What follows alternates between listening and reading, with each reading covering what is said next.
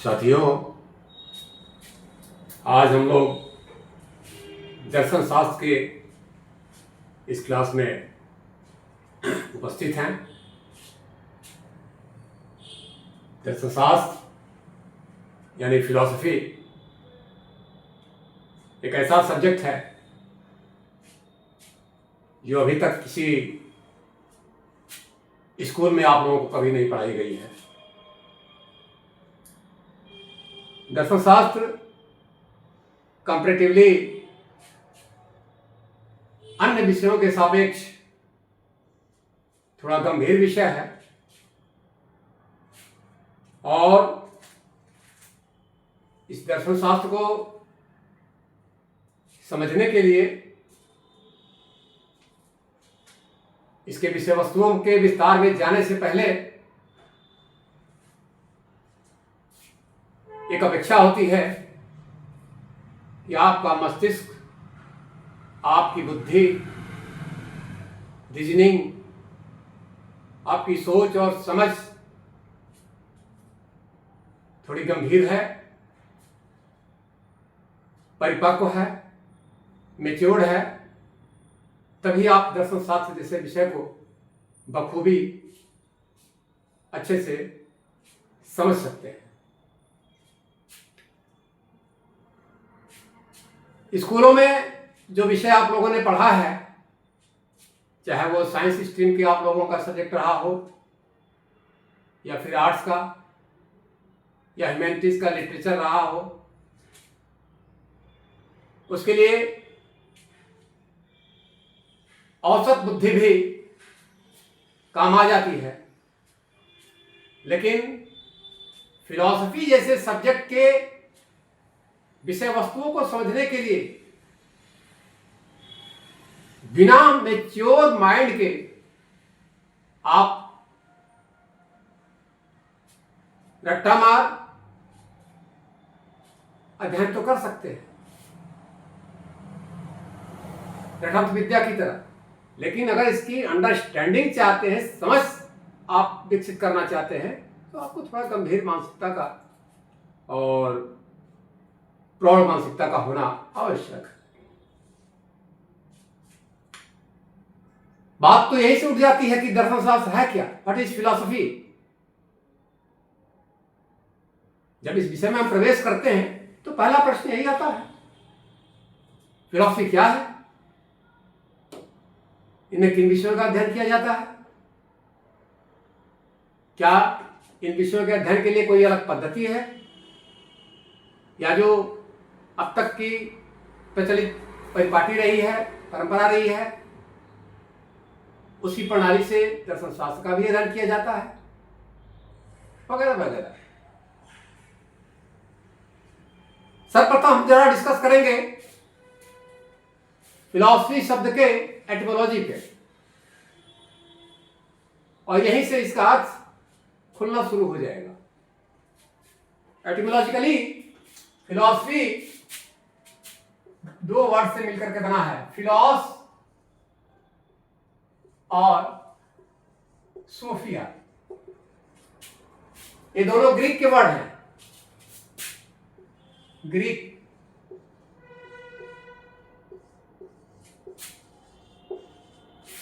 Word है। फिलॉस और Sophia को मिला करके फिलॉसफी वर्ड निर्मित होता है। फिलॉस की मीनिंग होती है लव,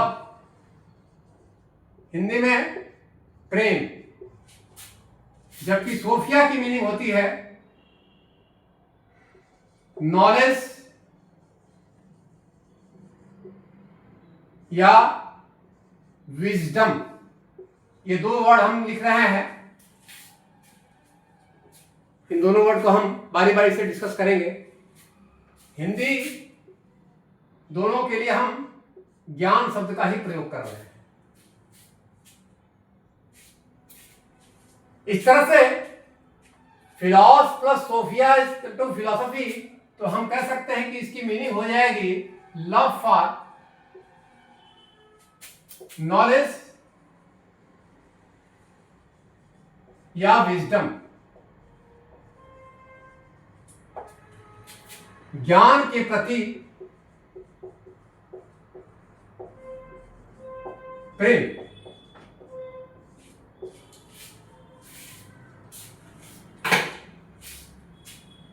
ये इसकी एटिमोलॉजी है। ज्ञान के प्रति अगर हमारे अंदर प्रेम जागृत है, इट मीन्स हम फिलॉसफी की तरफ अग्रसर है। सवाल ये उठता है कि ज्ञान तो हर विषय में हम हासिल करते हैं, चाहे वो विज्ञान की धारा हो या कला और मानविकी की धारा हो, science stream, arts stream, humanities stream, सब में कुछ ना कुछ ज्ञान हासिल करते हैं। तो आखिरकार ये दर्शन शास्त्र कौन सा ऐसा सब्जेक्ट है कि इसका विषय वस्तु क्या है, इसमें किन चीजों का ज्ञान हासिल करते हैं। और ज्ञान के प्रति प्रेम तो हर विषय के ज्ञाता को, उसके अध्येता को, उस विषय में डूबने उतराने वाले लोग, ज्ञान के लिए ललायित लोग, क्या ये सब फिलॉसफी है? एक्चुअली फिलॉसफी शब्द जो निर्मित हुआ और इसका जो मीनिंग निकला ज्ञान के प्रति प्रेम, तो इसके पीछे एक ऐतिहासिक तथ्य है। आरंभ में ज्ञान किसी भी विषय वस्तु का हो, सबका अध्ययन फिलॉसफी के अंतर्गत ही किया जाता था। आज हम ज्ञान की असंख्य शाखाएं देखते हैं, चाहे वो साइंस स्ट्रीम हो, आर्ट्स स्ट्रीम हो, ह्यूमैनिटीज का सब्जेक्ट हो, अनगिनत ज्ञान की शाखाएं प्रचलित हैं। आज ये सारी की सारी शाखाएं आरंभ में दर्शन शास्त्र के अंतर्गत ही आती थी, फिलॉसफी के अंतर्गत ही आती थी।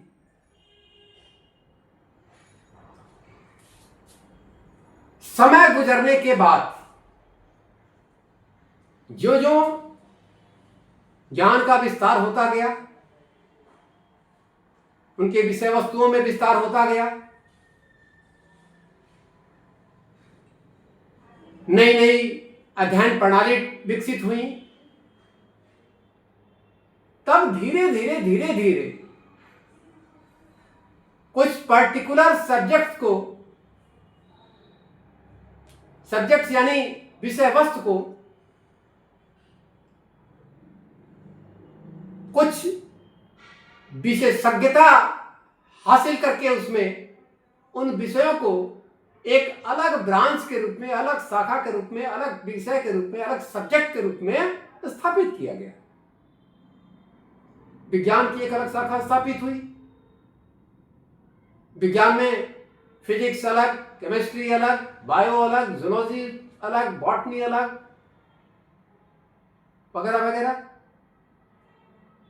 उसी तरह आर्ट्स स्ट्रीम में आप आते हैं, हिस्ट्री अलग, ज्योग्राफी अलग, पॉलिटी अलग, इकोनॉमिक्स अलग।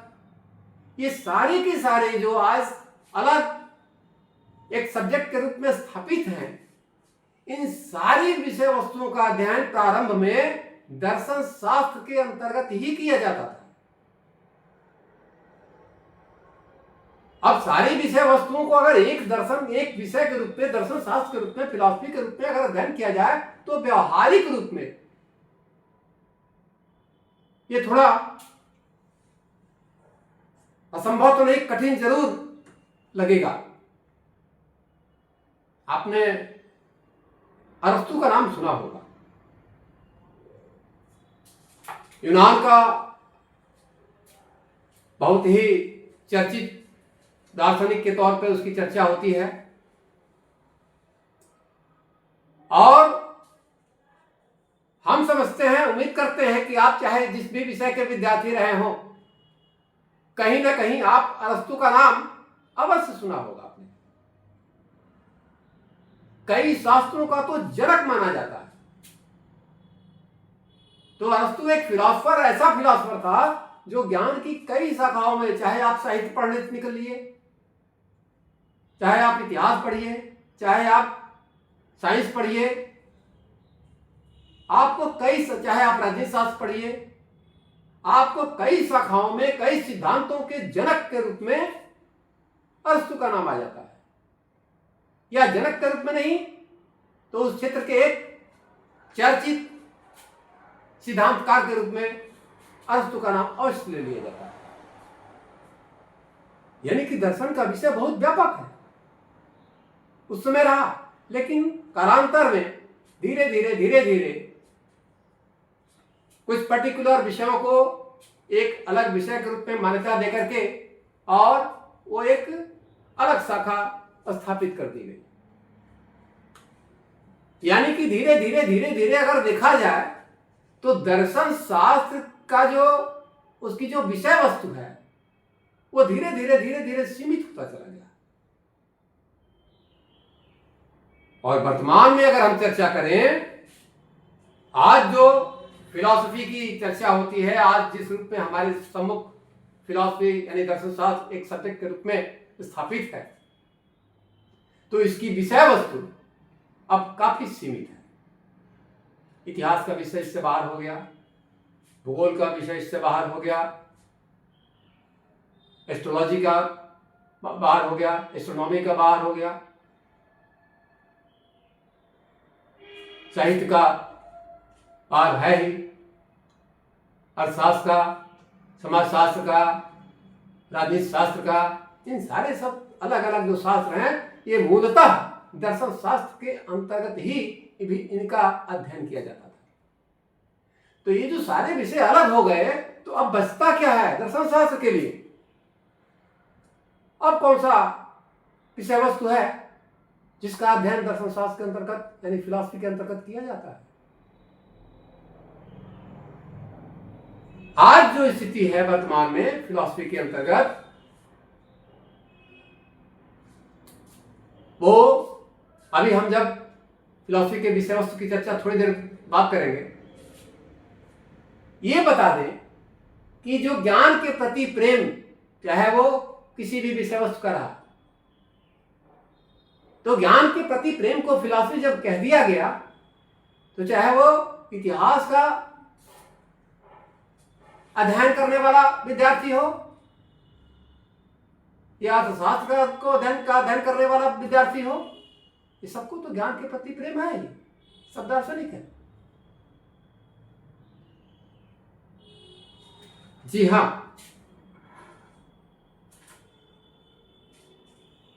थोड़ा सा अंतर ये आता है, हमने इस ज्ञान के प्रति प्रेम में, इस ज्ञान के लिए अंग्रेजी में दो शब्दों का इस्तेमाल किया है, नॉलेज और विजडम। इसका फर्क समझना आवश्यक है। एक दर्शन शास्त्री के लिए इस नॉलेज और wisdom, love for knowledge, love for wisdom को अगर अलग अलग देखा जाए तो बात आती है कि नॉलेज के प्रति प्रेम एक इतिहास के अध्येता को भी हो सकती है, साहित्य के भी अध्येता को हो सकती है, या कोई वैज्ञानिक है, विज्ञान के अलग अलग शाखाओं में ज्ञान हासिल करने की ललक और उसके प्रति प्रेम हो सकता है। तो फिर हम सबको फिलॉसफी कैसे फिलॉसफर कहते हैं? फिलॉसफर या फिलॉसफी, ये ज्ञान के प्रति प्रेम जो है एक अलग स्तर का प्रेम है। ये केवल जानने की इच्छा, जिज्ञासा मात्र हम नहीं कर सकते। वो जिज्ञासा का स्तर सामान्य जिज्ञासा के स्तर से थोड़ा भिन्न है, थोड़ा ऊपर है या थोड़ा गहरा है। इसीलिए दर्शनशास्त्र की जो मर्यादा है फिलॉसफी की जो मर्यादा है उसके लिए नॉलेज के बजाय विजडम शब्द का प्रयोग ज्यादा उपयुक्त है। नॉलेज सामान्य तौर पर किसी तथ्य को जानना मात्र नहीं, जानने में उसके विभिन्न पहलुओं को गहराई से विवेक का इस्तेमाल करते हुए, जब हम विवेक युक्त हो जाते हैं तब हम कह सकते हैं कि हम दार्शनिक दृष्टि से संपन्न हैं। यहीं पर कहा गया कि man is a wise animal. इसी विजडम के बदौलत मनुष्य को वाइज एनिमल कहा गया। जहां हम नॉलेज की बात करते हैं, ये नॉलेज केवल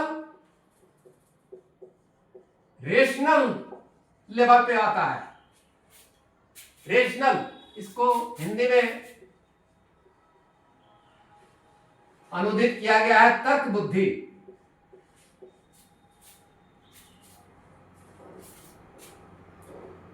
तो सामान्य विषयों में जो हम अध्ययन करते हैं वहां पर हम रेशनल हो जाते हैं, अपनी तर्क बुद्धि का इस्तेमाल करते हैं। रीजनिंग, इसको एक लिए एक और वर्ड आएगा रीजनिंग।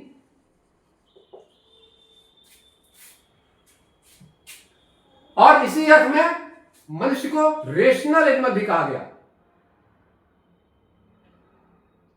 और सामान्य विषयों के अंतर्गत जो अध्ययन हम हासिल करते हैं या जो ज्ञान के प्रति हमारे अंदर प्रेम है या जिज्ञासा है, उस आधार पर मनुष्य को एक रेशनल एनिमल कहा जा सकता है। लेकिन विजडम, जहां पर मैन को वाइज एनिमल कहा गया, वाइज शब्द के लिए अगर आप हिंदी शब्द ढूंढना शुरू करें तो इसके हूबहू 100% तो नहीं, लेकिन इसके लिए हिंदी शब्द का इस्तेमाल करें हम तो विवेक शब्द इसके समानांतर आ सकता है। विजडम का हिंदी अर्थ या हिंदी पर्याय खोजा जाए तो उसके लिए हम विवेक शब्द का इस्तेमाल कर सकते हैं। मनुष्य विवेकशील प्राणी है, वाइज एनिमल है। यहां पर मैन इज रेशनल एनिमल।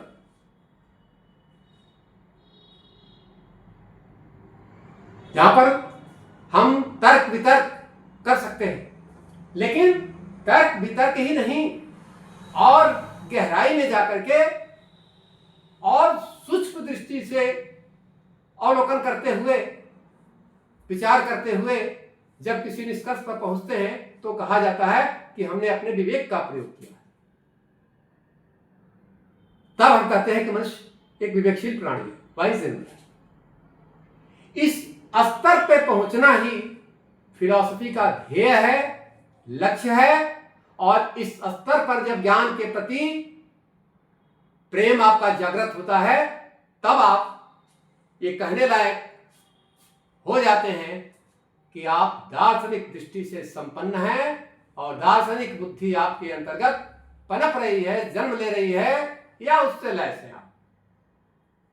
विवेक, आप कहेंगे कि विवेक में और तर्क बुद्धि में क्या फर्क है? तर्क बुद्धि किसी ज्ञान को हासिल करने के लिए तर्क और वितर्क, पक्ष में और विपक्ष में तमाम तर्कों को, आर्गुमेंट्स को, एविडेंसेस को, साक्ष्य को, प्रमाण को इकट्ठा करता है। और जो पक्ष मजबूत होता है, अगर पक्ष में तर्क उपस्थित है मजबूत, तो उसको स्वीकृत कर लिया जाता है, या उसकी अगर विपक्ष में उसके अगेंस्ट अगर हमारे पास तमाम तर्क मौजूद हैं तो उसको खारिज कर दिया जाता है, उसकी अस्वीकृति हो जाती है, डिनाई कर दिया जाता है।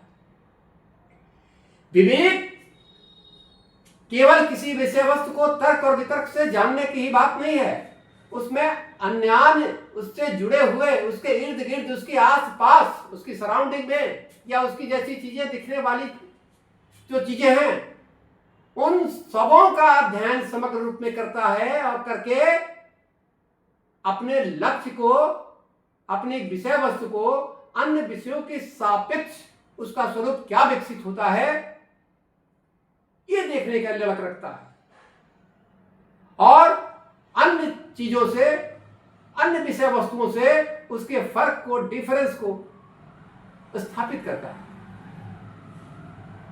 कई बार बहुत सारी चीजें ऐसी होती हैं कि जो दो चीजों में हम फर्क नहीं महसूस कर पाते हैं, बिल्कुल समान दिखने वाली चीजें या दो से अधिक चीजें आपस में इतनी सूक्ष्मता से घुले मिले रहते हैं कि उनको हम बाइफरकेट नहीं कर पाते,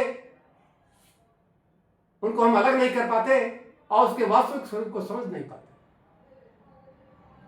तो उनको अलग अलग करना, भारतीय शास्त्र में एक कथन बल्कि आता है, क्षीर नीर विवेक, एक पदावली आती है, क्षीर नीर विवेक।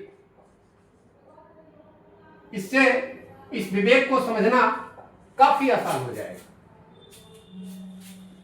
दूध और पानी का मिश्रण सामान्य तर्क बुद्धि से अगर देखा जाए, सामान्य नजरों से देखा जाए तो दूध और पानी का मिश्रण प्रथम दृष्टया आपको अलग नहीं महसूस होगा, लगेगा कि ये दूध है या पानी है, दूध पानी का मिश्रण है या नहीं है, ये दूध ही है या पानी है तो कितना पानी है।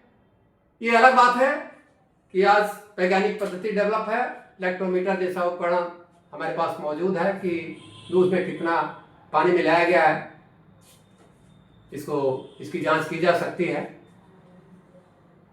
ये तो वैज्ञानिक पद्धति है, लेकिन अगर तर्क बुद्धि का इस्तेमाल किया जाए, रीजनिंग किया जाए, उसके पक्ष या विपक्ष में तर्क ढूंढे जाए तो हम थोड़ा गपशप में पड़ सकते हैं।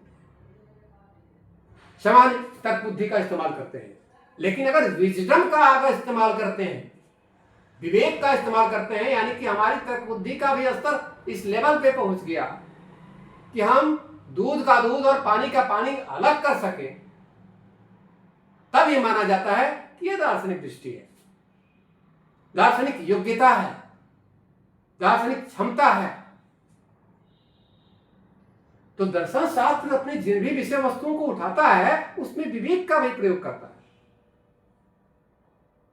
और बहुत हद तक विवेक का प्रयोग करके ही वो बहुत सूक्ष्म और अस्पष्ट चीजों को भी स्पष्ट करने की क्षमता दर्शन शास्त्र के अंतर्गत देखी जाती है।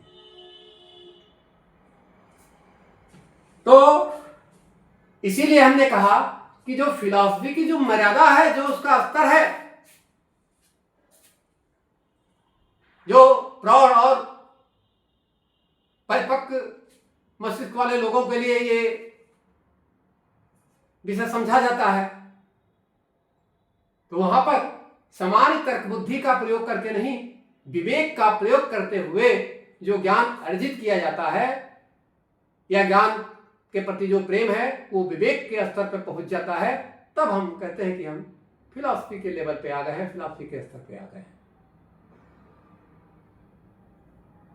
इसको आप एक अन्य तरीके से व्यवहारिक तौर पे समझ सकते हैं, चाहे आप साहित्य के विद्यार्थी हो या आप विज्ञान के विद्यार्थी हो, चाहे आप फिजिक्स के हो, केमिस्ट्री के हो, कॉमर्स के हो या इतिहास के हो, अर्थशास्त्र के हो, राजनीति शास्त्र के हो, सारे विषयों में आप जब अपनी डिग्री हासिल करते हैं तो आप स्नातक स्तर पे शिक्षा हासिल करते हैं, पर स्नातक पर भी करते हैं। अंततः जो उच्चतम कोटि की या उच्चतम स्तर का जो आपकी डिग्री होती है, पीएचडी, डॉक्टर ऑफ फिलॉसफी, जब आप डॉक्टरेट की उपाधि लेते हैं तो आप फिलॉसफी आ जाता है,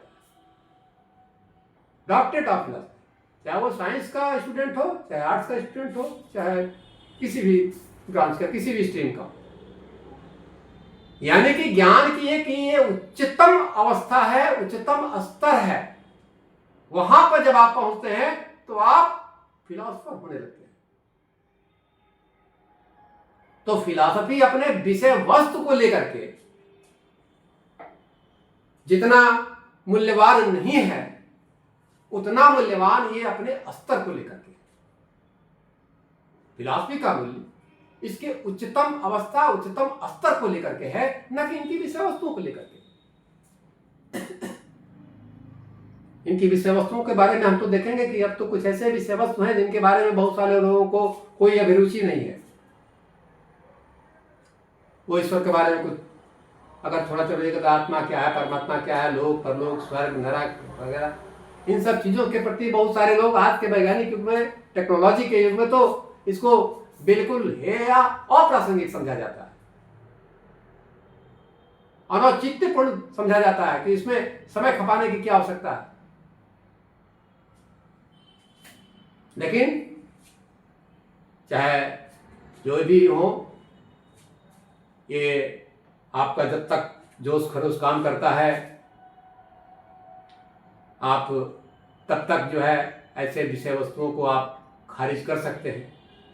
लेकिन इस मानव जीवन में ऐसे बहुत सारे क्षण आते हैं, गहराई से देखा जाए तो जब भी हम थोड़ा स्थिर होते हैं, परिस्थितियों के झंझावात से जूझते हैं, तो दार्शनिक प्रश्नों से हम जरूर लड़ते हैं, जूझते हैं। ऐसा कोई 24 घंटे में ऐसा कोई दिन नहीं होगा कि जब आप एक आध बार दार्शनिक प्रश्नों से टकराते नहीं होंगे। वो प्रश्न क्या है, कैसे हैं, तो दर्शन शास्त्र की जब उन प्रश्नों की एक सूची हम अगले लेक्चर में देंगे आपको। तो दर्शन को या फिलॉसफी को एक ऐसा विषय मानना कि ये अप्रासंगिक है या फिजूल का है, इस पे आरोप लगाए जाते हैं कि ये बुद्धि विलास है, बाल की खाल निकालने वाली विधा है।